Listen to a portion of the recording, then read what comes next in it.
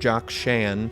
Oh, yeah, I'm sure you got that right. If you don't have an opinion either way, it's going to be easier to turn you than if you did have the opposite opinion. If everyone took that route, I think there wouldn't be as much conflict, let's just say that. History shows that if people were taking religion less seriously, a lot of battles and wars that we know of wouldn't have been fought. You're attracting people towards the black and white. You're not attracting them towards nuance, and nuance is absolutely essential. That's what I was thinking about the other day. One of the most important things I think I want to teach my children is discernment.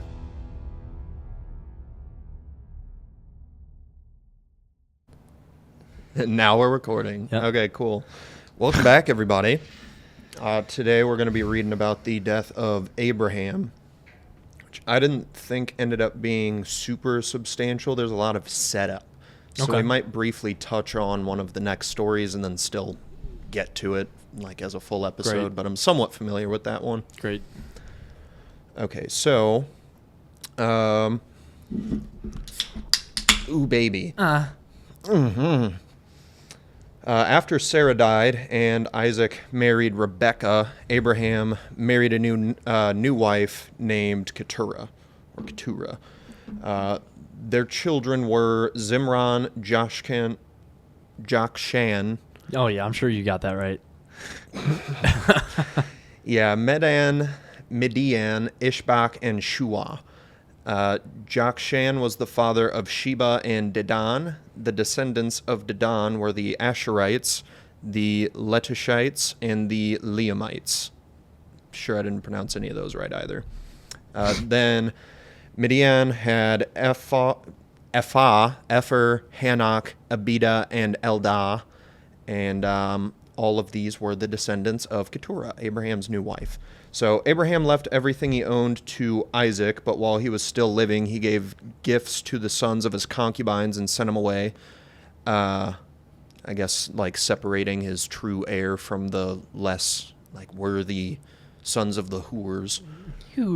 Which I guess he had many other children besides Isaac and Ishmael, because it says concubines plural and sons of those concubines. Anyway. Huh. What are concubines? I think it's like a sexual servant. Let's look up the actual textbook definition.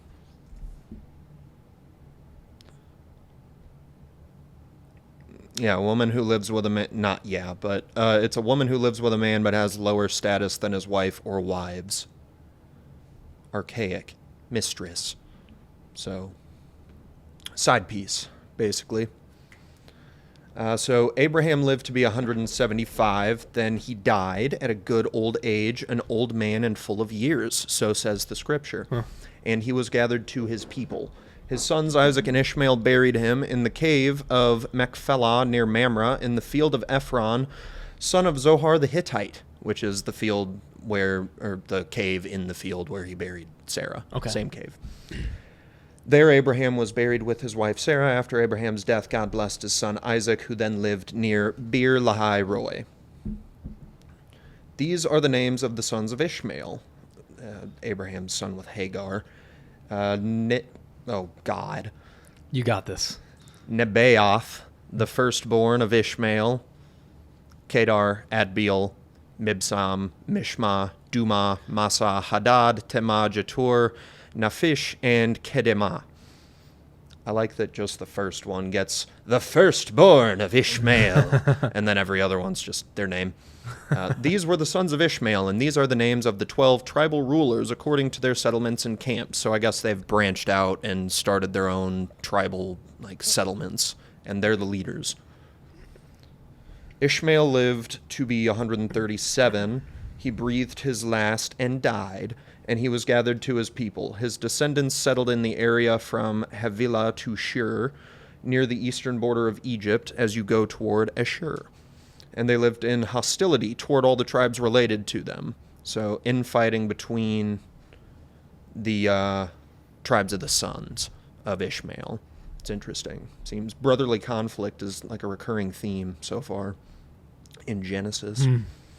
Abraham became the father of Isaac, and Isaac was 40 years old when he married Rebekah, daughter of Bethuel the Aramean from Padan Aram, and sister of Laban the Aramean.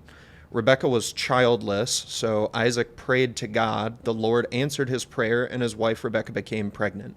Similar to Sarah and Abraham. Yeah, except not as old, but still, yeah, similar situation. I wonder how old Rebekah is. They haven't mentioned that specifically. They said Isaac was 40, but I don't know. Anyway, the babies jostled each other within her, and she said, "Why is this happening to me?" So she went to inquire of the Lord. The Lord said to her, "Two nations are in your womb, and two peoples from within you will be separated. One people will be stronger than the other, and the older will serve the younger." In the business, we call this foreshadowing. That's what God said in the business. That's what God said. That's actually in the Bible. When the time came for her to give birth, there were twin boys in her womb. The first to come out was red, and his whole body was like a hairy garment. So they named him Esau. Esau? Yeah, Esau might mean hairy in Hebrew. Another theory is that it means done or made.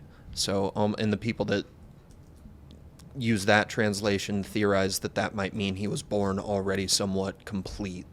Or maybe his life was kind of set out for him. I don't know. Interesting. After this, his brother came out with his hand grasping Esau's heel. So he was named Jacob. And Jacob means he grasps the heel, which is a Hebrew idiom for he deceives. So Jacob deceives. Jacob is a dirty goddamn liar at birth. Isaac was 60 years old when Rebekah gave birth to them. Oh, shit, no. So it's been 20 years since they met. All right. Huh. Okay, the boys grew up, and Esau became a skillful hunter, a man of the open country, while Jacob was content to stay at home among the tents. Isaac, who had taste for wild game, loved Esau, but Rebekah loved Jacob. So, now we'll get to it. Once when Jacob was cooking some stew, Esau came in from the open country, famished, literally starving to death, apparently, according to what happens. But he said to Jacob, "Quick, let me have some of that red stew. I'm famished." And direct quote from the Bible, that is why he was also called Edom, which apparently means red. And we'll get into like symbolism with the word red, but that's the second time that he's been related to that color. So let's see.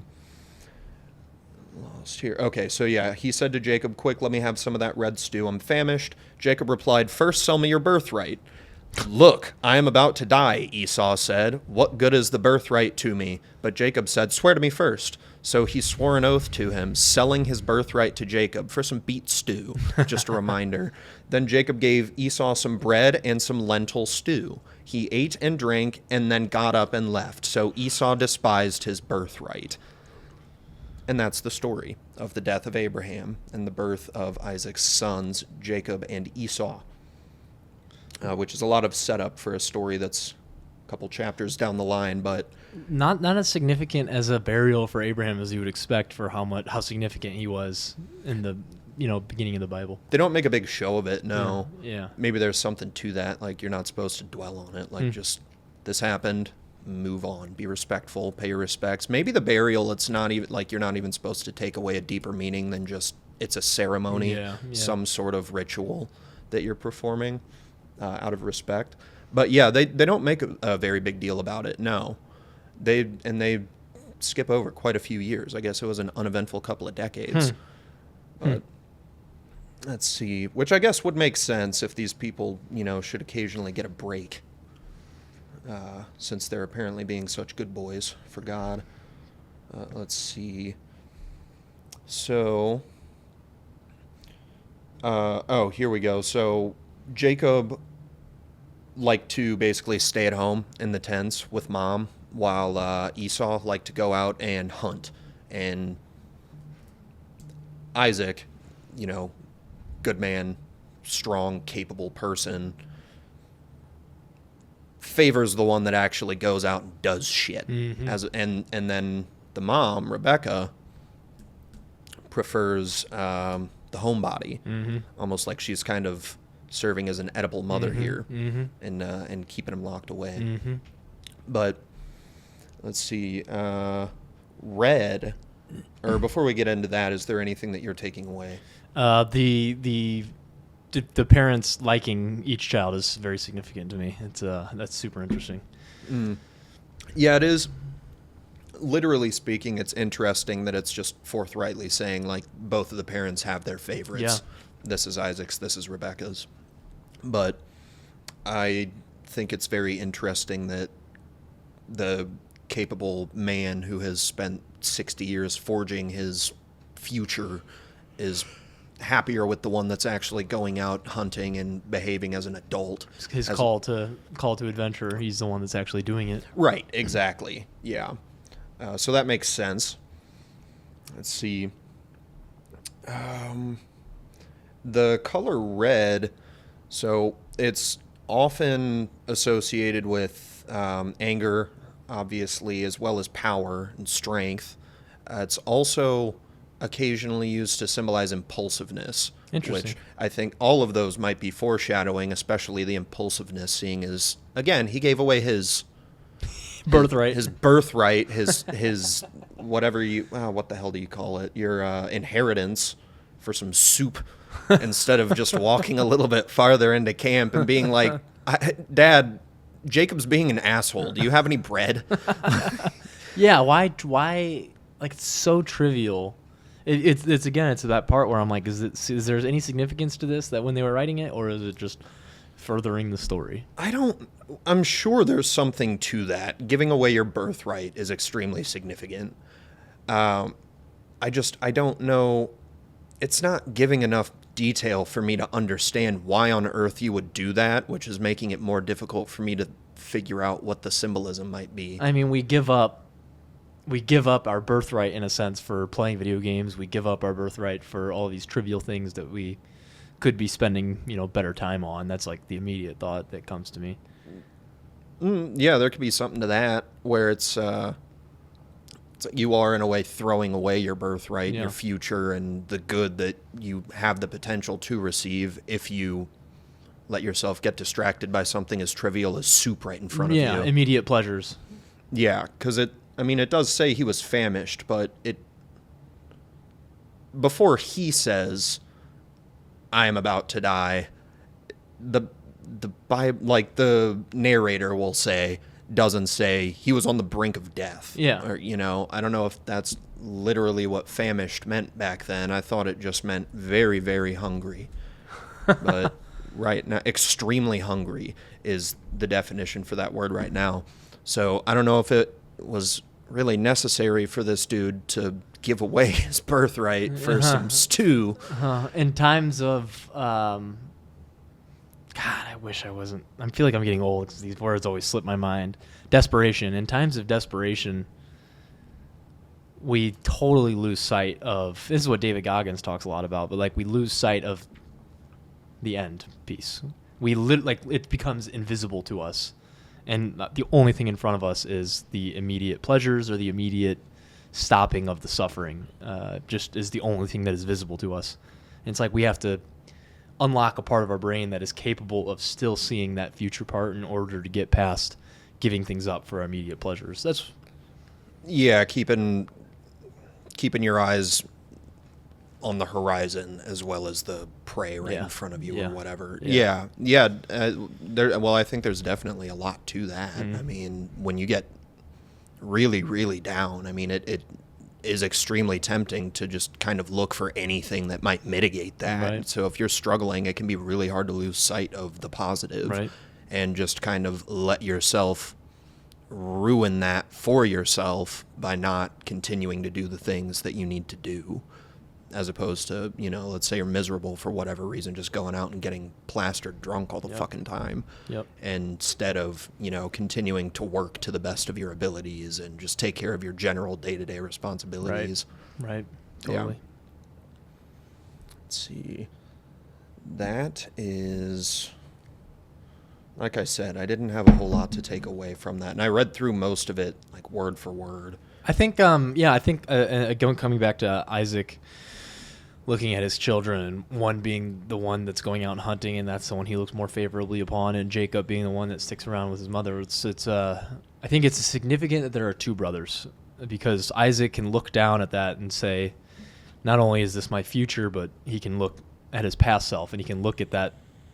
There was the time when he was a young boy where he probably had the thought in his mind, I could be staying at home and, sitting in the comfort of my camp, or I could be going out and adventuring and doing the things that are necessary. And like seeing that in your sons, you also see that in yourself. Yeah, it's like he's seeing both of the potential paths that he could have taken playing out simultaneously. Right. Which would not only affirm, like, okay, I did the right thing, in that he's able to witness his capable son become more capable by going out and hunting and adventuring and just leaving the camp, so to speak, and literally in the story. But, just generally speaking, going away from home, exploring, versus the son that's just not developing because he's not doing anything but hanging around at the camp with mom. Mm-hmm.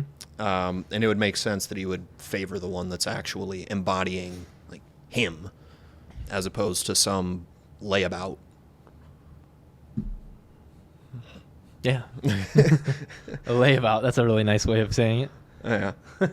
I'm wondering why brothers fighting with each other is such a common theme. Yeah. I mean, beyond Jacob and Esau, which is significant, Jacob's already presenting himself as kind of a shit-eating prick at this point, where if his brother was literally about to starve to death, he made him barter away his birthright for some stew.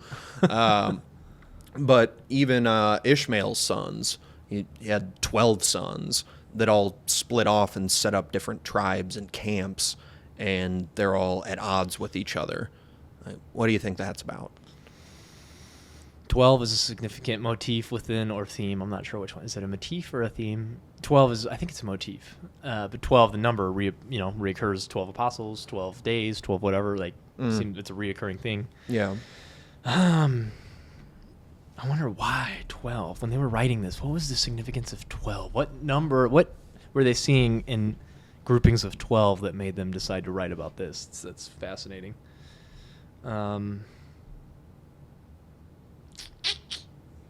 I don't know. Do you have any thoughts? Well, just on the number 12, let's see. It represents governing authority, completion, or perfection. Let's see. God's coming kingdom. The two I'm seeing the most whenever I just look up, like, what is the significance of the number 12 in the Bible? It's perfection and authority. Perfection or completion. Well, that's interesting. Governing authority. Perfection. There's so much turmoil and stress within 12 of his sons, even though the number 12 represents perfection. It is interesting. Yeah. Yeah. Well, I mean, just the fact that they would make it a point to make, say, 12 apostles, 12 gates of heaven, I think. Maybe. Might be wrong on that. I'm not sure about that. I don't know. But either way, 12 apostles is a very, the apostles are a positive figure, and then 12 warring brothers. Yeah. That's not a positive scenario. None of them are perfect. None of it says perfection. No. Yeah, exactly. Even after their dad died, they were incapable of setting aside their differences as well. Because Ishmael dies, and it mentions again they're living in hostility towards all of the tribes related to them is what it specifically says. So specifically, they're hostile towards each other. It doesn't even mention other outside tribes. It's interesting. They're just hostile with each other. Yeah, it's interesting that they already noted, like, you see that now, right, where parents die and the children seems common enough to be noticeable that people fight over the money and fight over the inheritance. And yeah. I think that's another reason why it's important to strive for absolute success. Like, not when I'm striving for money and being rich, I'm also striving to push those problems away, to not even have to worry about squabbling over money with my siblings. Like, we had this conversation at dinner the other night. Like, fucking either of my sisters, take it all. I don't give a fuck. If the parents pass down anything, I don't care. Like, I will, like, much like Abraham when he was speaking with Lot of who gets the different land. Take whichever one you want. Let's not even let this become a problem. Right. And it seems like so often it does become a problem. And it's interesting that the Bible is able to kind of, what seems to me, see this happening already at that time. Definitely. Yeah, and I would agree. Yeah, that's definitely, it can be a huge problem. And I would say that I come from a pretty similar place, not that specific scenario coming to mind, but it's more about just avoiding any problems that can be solved with money, or that, a large sum of money coming into my life, or having the potential to come into my life versus a couple other people wouldn't. If I didn't have money and that happened, it would, like, that amount of money might make me behave in a shitty manner to get it because I need it. It's like, I don't want to be in that position. I'd prefer to just have enough that I can have those types of, like, dire problems, just keeping a roof over my head, taking care of my health, that kind of thing. Having food is taken care of so that I don't have to get ugly in those types of scenarios. Right. It's so interesting that tragedy happens. So let's say a parent dying, tragedy happens, something not that can't fix that tragedy, but like a quote unquote good thing coming into your life, inheritance or money, quote unquote, because like I'd rather have my parents than money, but it's tragedy, then a good thing comes, and then it can be corrupted so easily. Like I wonder if it's specifically out of tragedy, if it's specifically out of good things birthed from tragedy, that they can be more easily corrupted. Could be. You mean just generally speaking that is the case, or that's something that the book is getting at? Just generally speaking, I agree. Yeah, because I think that if a tragedy occurs, then that's putting everybody in a different mind space, especially if it's something as significant as like a parent dying. That's a lot. So I would say that in that scenario, you are more likely to allow something like a petty squabble over inheritance kind of corrupt you a little bit, just because you're potentially in a weakened state. You've just taken a hit. So I would say that it's probably more common in those types of scenarios when tragedy precedes that good thing coming, that people would maybe get ugly over the just who gets the money, or whatever it may circumstance be. Is, whatever the circumstance is. But if something horrible precedes that, then I would say there's a much higher percent chance that people are going to get ugly about it. I wonder if there's something later on in the Bible about being wary of accepting good things into your life immediately after tragedies. I wonder keep an eye out for it. Yeah. Sure, there's a lot of things that once we get to a story about it, we're going to be like, oh, bingo. That one time. But there's, I wonder if the takeaway from any given story should be not to accept it, or just to be wary of the mind state that you're in, and make sure it doesn't make you worse than you are. Yeah, because I think like when they talk about when Jesus talks about it's easier to get through the eye of a needle than it is something like this. It is easier for a camel to enter through the eye of a needle than it is to be wealthy and enter the kingdom of heaven. I don't think necessarily that means being wealthy means you can't enter the kingdom of heaven, but being attached to those things means you can't enter it. Like, that could be, because unless they just do a complete 180 from the Old Testament. I mean, they put a lot of emphasis on like material wealth being a part of success, and just framing it as something that it's good to have. It's like a given that it's valuable. Like, they talk about how Abraham has land and animals and goods, and that he is wealthy. In order to coax Rebecca into marrying Isaac, the servant presents her with a bunch of jewels, and I think the direct quote was like, and she was expensive impressed. things. Like, they even got unspecific and just said they gave her items that were worth money. I think they do take a total 180 in the New Testament. I'll be excited to see that. But it'll definitely be interesting whenever we notice that, if it does just take that harsh turn where Jesus is like, actually, no, give up your things. Yeah. Can I go on a tangent? Not a tangent necessarily, but like playing off of this a little bit more. Absolutely. Yeah, I was just gonna say, let's reset that. So the fact that the New Testament created a completion of the Bible is interesting to me. It makes me wonder, like, why not a Third Testament and a Fourth Testament and a Fifth Testament? Like, what? I don't know. Like, why not have more? Why is there not more to the Bible?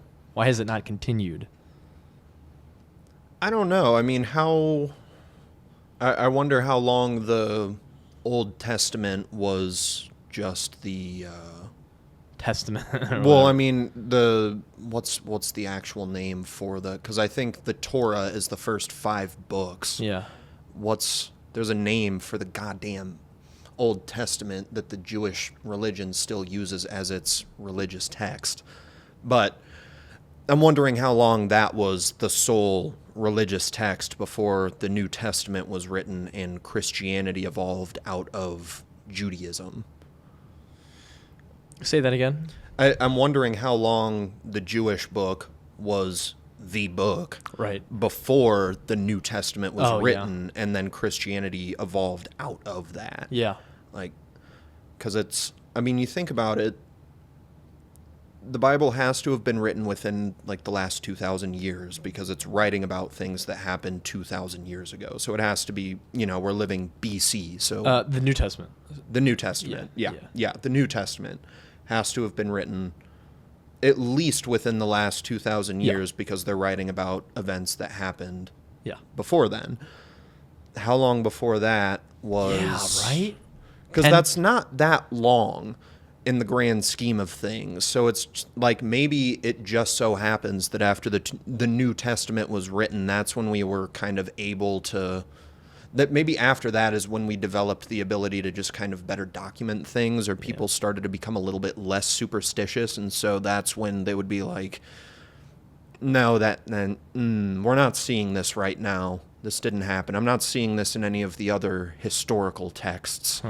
I don't know how much... I don't know how well documented history is around the time that Jesus supposedly lived. Right. I mean, there are plenty of well documented. I'm trying to think of just like how well documented, say, war history was in the BC years, because I'm just going back to around the time, or before the time rather, that the New Testament would have been written. Mm-hmm. So like how well documented is life in general, and just like significant people's stories.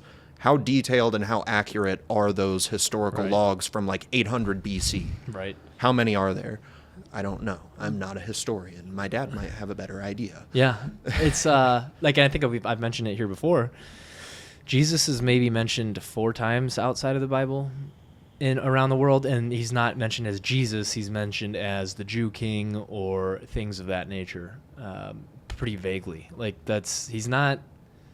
Jesus, the character, is not super well documented. Is it likely that there was a Jewish king, or that the Jews deemed be their king, and that's the figure that we call Jesus? I think, like, that they based the character of Jesus Christ on an actual Jewish king, an actual person that was deemed the king of all Jews. Yes.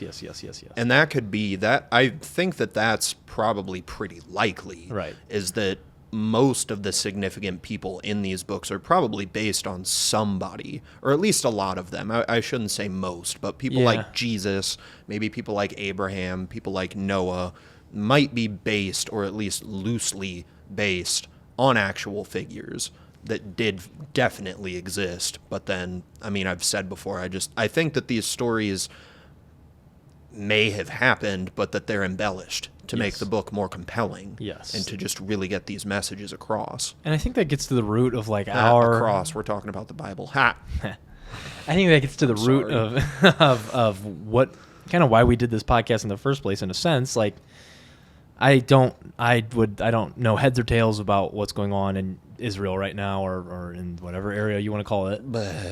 don't know heads or tails, and I'm not going to presume to make an opinion on any of Whole it. can of worms. What I have no idea what's going on. I have no idea what Yeah. the beef is. Yeah. I do not have an opinion. I just wish that the bombings would stop. Yeah. That's my only opinion on it. Yeah. The only thing I can say is the slaughter of innocents is not okay. On either side. On either side, it's not okay. Yeah. And I don't know what the projected numbers are for either side. Yep. We're in total ignorance here. Taking no sides, absolute neutrality, pleading total ignorance. But at the core of why we're doing this, I think some of this conflict is revolved around like the fact that Abraham's descendants are a part of this, or created Israel, or whatever, like the promised land, whatever, right? Like it's giving credence to the idea that Abraham himself was the figure, a real figure, exactly who Abraham is, passed down his descendants. And like what we're trying to get at is it could just have been loosely based off of somebody. And so like if everyone took that route, I think there wouldn't be as much Just conflict. Let's just say that. Like, Yeah, and I totally agree. I think if people took religion less seriously in general, that there would definitely be a hell of a lot less conflict in that part of the world. I mean, those two different Abrahamic religions warring with each other over Holy Land, I think, is a recurring theme throughout history. So there would definitely be less conflict there right now if people took it a little bit less literally and seriously. I mean, maybe they would still fight over land that is just symbolic to them, but might just be for different reasons. Right. You know, it might be more for the land itself, which in a way I'm sure it is, and that religion is sort of just a justification for like, we want more land, but it's because our religion. I'm sure that's part of it, or maybe all of it for some people, but I'm sure some people genuinely just want this holy territory. Sure, right. Like, this is where our descendants came from and were blessed and saved, and so we want this. yeah. Could be. Probably is for some of the diehards. You know, I imagine that the type of person that is screaming praise be to Allah as they knowingly charge into a absolute death scenario, you know, like charging into fucking open fire with a suicide vest on. You believe in something if you're doing that. Yeah. That's unless just a significant number of people in that part of the world have a fucking screw loose. You know, they're doing that for a reason. You don't just fucking do that. That's heavy, you know? So I think, yeah, it would definitely solve a lot of conflict that is caused by religion. And I mean, over the years, religion has caused plenty of conflict. Mm-hmm. I mean, Muslims and Christians were fighting each other in the Middle Ages. I don't know how much of a focal point religion was. Well, I mean, I know the Crusades, definitely. That might have been more against Jews than Muslims, but, you know, Christian-led nations invading and trying to keep hold of territories in Jerusalem or in Israel, rather, such as Jerusalem, taking them from the Jews because it's their holy land. That was definitely religion-related. And I think if they thought to themselves, maybe Jesus wasn't actually this miracle worker born in Jerusalem, so we don't need to take this magic land from the Jews a quarter of the world away from us. Yeah, right. Like, you know, that's not crossing the channel and taking a territory in France that is easily accessible. Like, they struggled to hold these territories because it's fucking far. And it was the year, like, 1200. You know, like, it's not easy to get from England to fucking Israel. Yeah. But no, I think that, yeah, it could definitely solve a lot of conflict. I mean, history shows that it definitely would have if people were taking religion less seriously. A lot of battles and wars that we know of wouldn't have been fought. Who know? You know, Osama bin Laden obviously radicalized a lot of Muslims, Sure. but if those Muslims weren't radicalized in part due to their radical beliefs that already existed within them to a certain extent, which has to be the case, right? You know, if an army of radicalized Christians sprung up anywhere, you know, in the United States, let's say somewhere in the backwoods of See, like like Montana or fucking whatever it may be. Westboro Baptist Church, our main sponsor. Yeah, our main sponsor, Westboro Baptist Church, suck your own dick today. If they armed themselves and became a radical ISIS-like or Al-Qaeda-like, since we're talking about Osama bin Laden, I don't think that just the average Christian would be the one signing up to join the fucking cause. It would be people that were already pretty steadfast in pretty radical beliefs. Right. It's those people that are like one person away from a cult. Exactly. Yeah, and that is the exact like motif that came to mind. Yeah. Definitely. But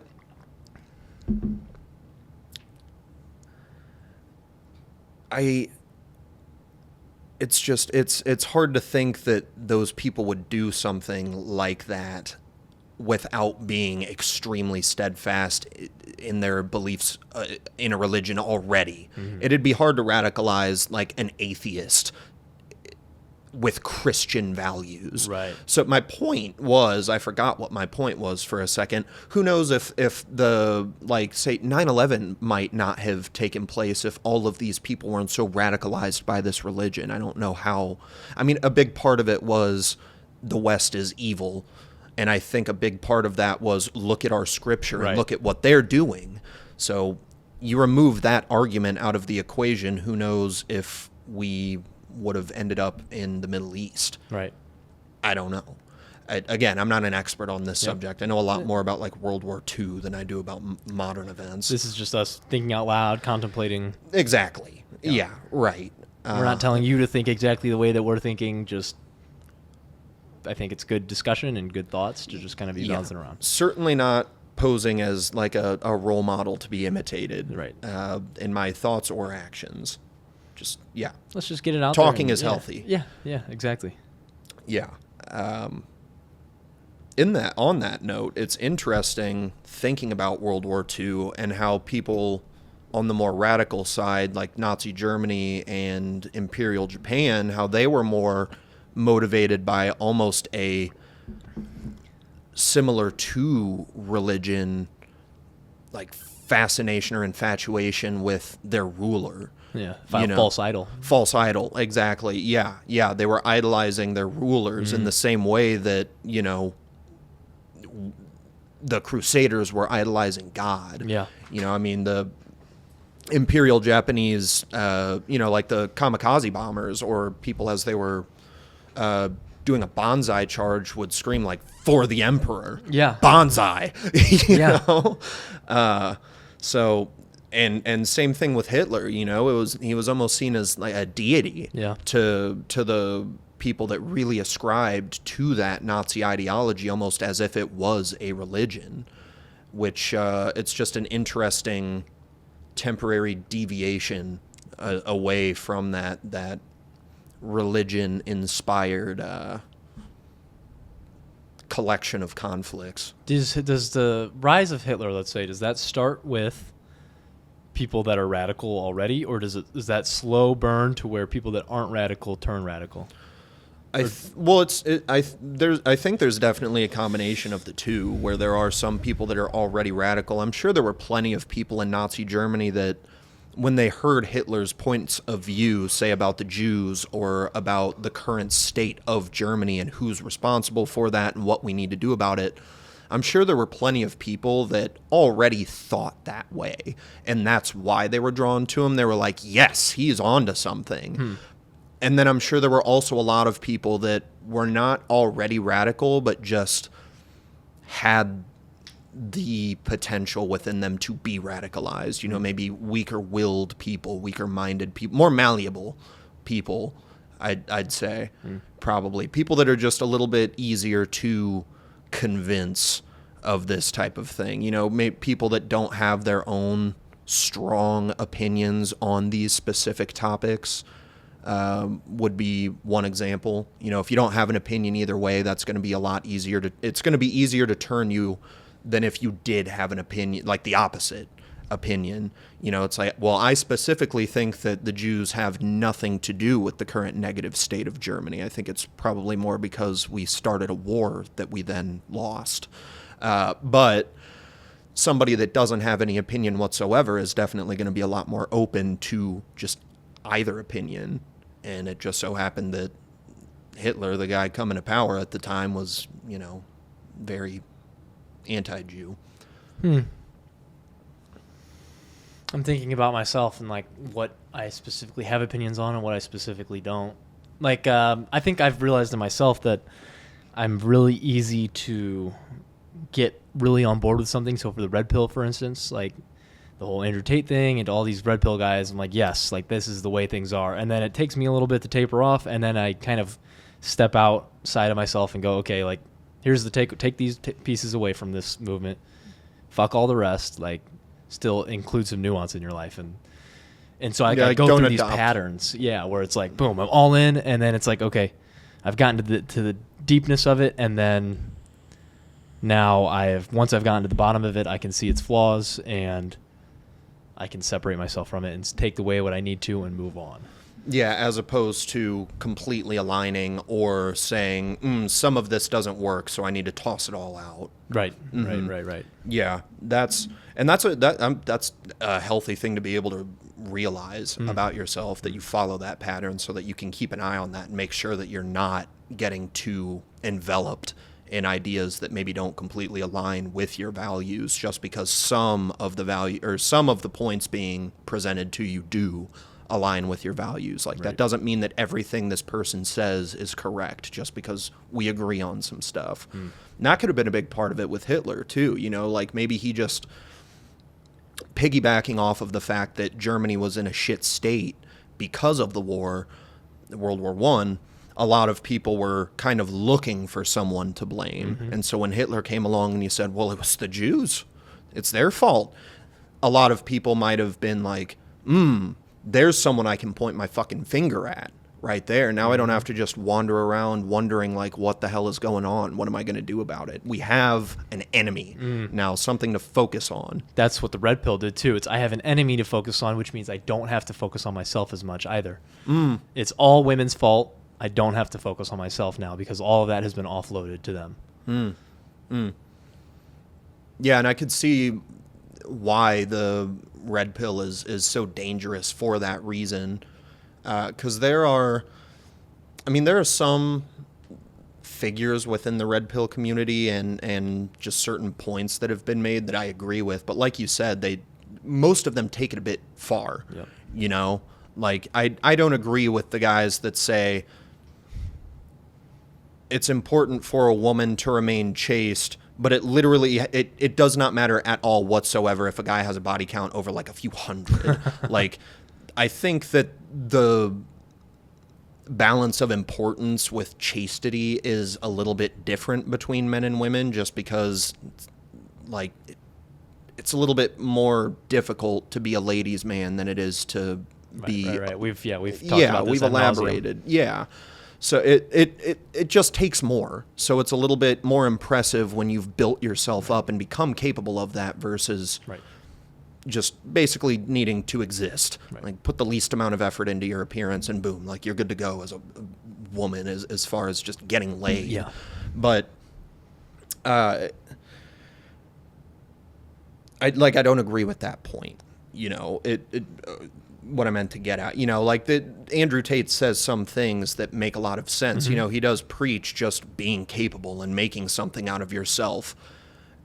It's not necessarily for the reasons that I would say it is important. It's not because I want a Bugatti and to be surrounded by women all the time, but you do need to be capable. You need to be just capable of taking care of yourself, taking care of the people you care about, and that's from a financial standpoint, a psychological standpoint, you know, dealing with life's hardships and just getting through that, helping the people that need you and rely on you get through that, being able to defend yourself, just everything, all encompassing. But again, different reasons. I also don't agree with the whole like cam girl thing where it's like deceiving people into thinking that you're in love with them and then actually just pimping them out on a cam girl website. Questionable. And he did a lot of business with the mafia which, gray area there, I guess you could say. Yeah, it depends on what kind of work he was doing with Sure. the mafia. Like, if he was doing some tax evasion shit, I don't have a problem with it. Taxes are a scam. If he was doing anything that involved hurting other people directly, that's where I'm like, nah, sir. Yeah. A little off kilter there. And you could argue, well, not paying taxes hurts everybody else that is paying taxes because you're not paying your fair share. It's like, well, you shouldn't be paying taxes either, is my opinion. So if I see somebody that finds a way to skirt that system, I'm like, more power to you. I'm not going to try to keep you down just because I haven't reached that level. Yeah. But, same thing with, what's the bald dude with a beard, pretty jacked, that has some burns on part? Is it? Fuck, what's his Cooper name? something. Rich Cooper, I Rich think. Cooper, yeah. Yeah, I mean, he's made a lot of decent, but it's been a while since I've watched him. Yeah. But I remember not being completely put off by much of what he said. Yeah, I'm in the same camp. I think I'm probably I'll probably take a clip out of this because I want to post this to my own thing. But here, what I see right now is the two main dangers of the internet, of social media, of content creation, and it's like, it's twofold to me. One part, it is, in order to gain attention, you are incentivized to not be nuanced. You are incentivized to be hardcore black and white because that is what attracts the most people. And so when you're hardcore black and white, you can't take the time to show nuance within different circumstances, different ideas, whatever it may be. You're attracting people towards the black and white. You're not attracting them towards nuance, and nuance is absolutely essential. And then the other part that I see the problem with the internet being is you're incentivized to continue to make content. So, like, even after you've gotten all of your good points across, you're incentivized to keep making content and keep making content and keep making content.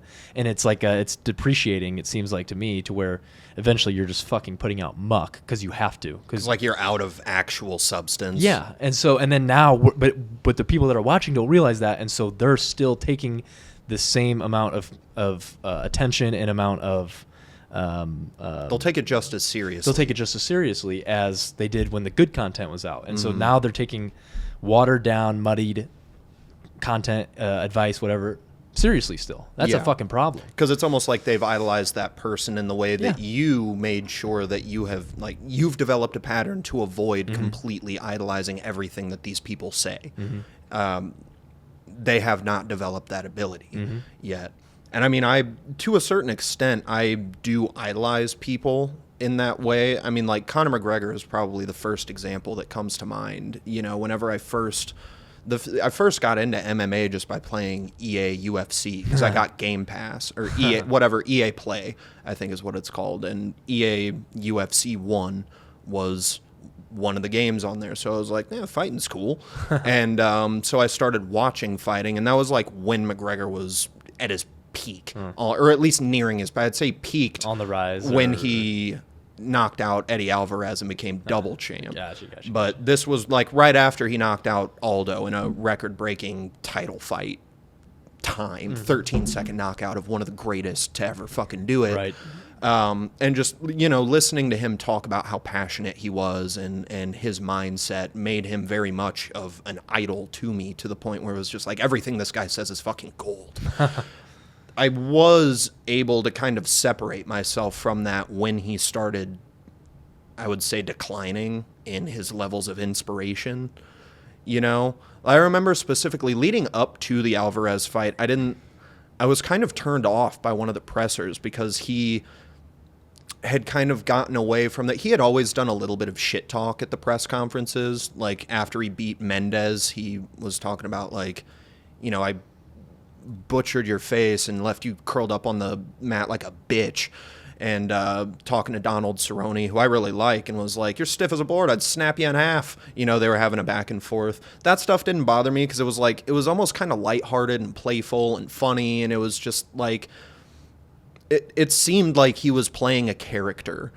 Whereas in the Eddie Alvarez conference, at a certain point, it seemed like he just sounded like bitter and angry. And I was just like, what is that? I don't like this energy that he's putting out right now. It's like, keep making me feel icky. you know? But so I think I'm capable of separating myself from those people once they get to that, like, putting out muck point, like you mentioned, which is good and something I hadn't really thought about before until you said that. But I'd say it's a good thing that we've both developed that. Certainly, yeah, yeah. Like, how, is Andrew Tate dangerous to kids? Like, as dangerous as anyone else that's putting things out? I don't really think I mean, him specifically, I would say not so much, because even though he might be misguiding your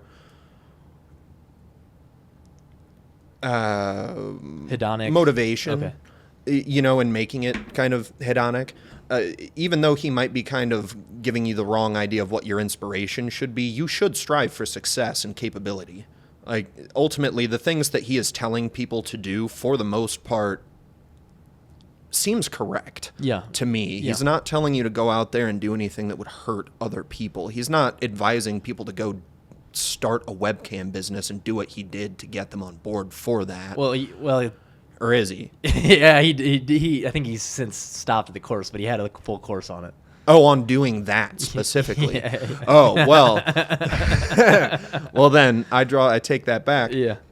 But if he's not preaching that anymore, and I guess I should say I personally haven't seen anything that I think, like, somebody might take the wrong thing away from that. Yeah. At least not new content. Obviously, in some of his newer interviews, like, old shit gets brought up of him talking about the cam girl business in a positive light, and it's just like, I don't. It's like, but, like, again, like, we can take the nuance from it. He's only dangerous to people that don't know how to take nuance. Yeah. Yeah, people that can't separate the good from the bad. Yeah, discernment. Like, that's what I was thinking about the other day. One of the most important things I think I want to teach my children is discernment. For both my, if I have daughters and if I have sons, like, discernment in different things, different categories and such. I think that's one of the most important things to teach your children. Yeah, I definitely agree. Just because, I mean, it's important for you to be capable of just kind of figuring out what is the wheat and what is the chaff in anything, because black and white is very rarely, if you're only looking at black and only looking at what, it's like scratch that. Most people are not going to 100% align with your values, beliefs. A lot of zero, people, honestly. Zero people, probably. Probably zero people. Out of 7 billion, you may be able to find, like, fucking one. Maybe. It's such a low chance that on every issue you're going to find somebody that agrees with you. So you have to be able to figure out what is worth taking away and what is just kind of dead weight coming out of people's mouths whenever you start following somebody like that, or just taking in any kind of information, really. Yeah, I mean, information in general, yeah. Yeah, I mean... Historical books use discernment still, right? Like, everything. Yeah, I mean, it might be a different kind of discernment, it's just like... Like the discernment to... Sorry to cut you off. No, go ahead. Like the discernment to know, like, history is written by the victors. Like, so there's going to be, different things within there that aren't established or put in there. Like, yeah. Well, I mean, look at like conspiracy theories that actually have some credence to them, like the JFK and MLK assassinations. Like, very suspicious stuff. But if you just take the history book's word for it, then they were assassinated by lone gunmen. Even though if you look into it a little bit farther, it turns out maybe the CIA and the FBI lied about both of those things. And I don't know either way. I think that both of them were actually I think those conspiracies are true. I don't think that they were actually assassinated by the people that they were claimed to have been. Doesn't make sense. I went into kind of a deep dive on both of them. But... yeah, no, like you said, it's absolutely important to, even when you're reading through history, to understand, like, some of this might not be accurate. Yeah. So just, like, keep a skeptical eye about you. Question everything. Neato. Cool. All right, you want to wrap this up? Yeah, sure. Well, as far as the Bible story goes, I don't have a whole lot of other takeaways. Like I said, it's a lot of setup for the next significant story. There's one story in between this one and the next about Jacob and Esau. And then it's Jacob in the multicolored coat. Is that what's...